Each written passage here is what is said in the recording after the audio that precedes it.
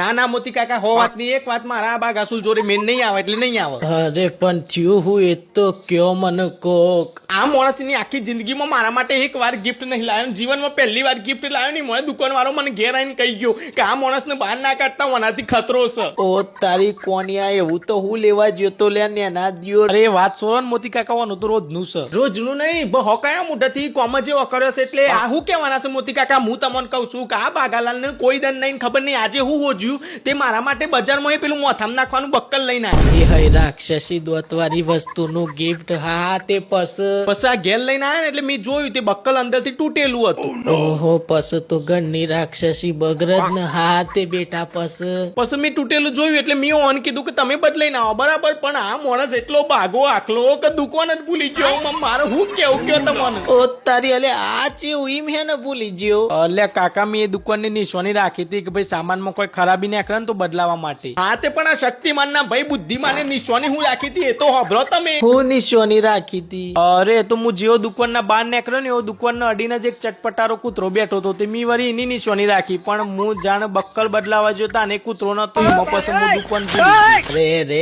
પાડા તારી જિંદગીમાં ધૂળ પડી હારા મોતી કૂતરા. અલ્યા ચમ આવું બોલે છે ડોહા? મોતી તો તમારું નામ છે.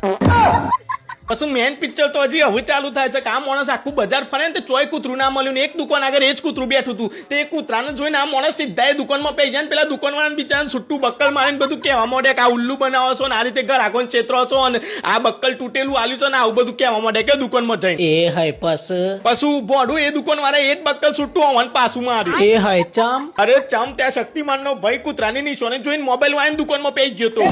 રે દુર્યોધન તે એક 20 રૂપિયાના બક્કલમાં આખે આખા ધંધા જ બદલી નાખ્યા. આ ચેવું.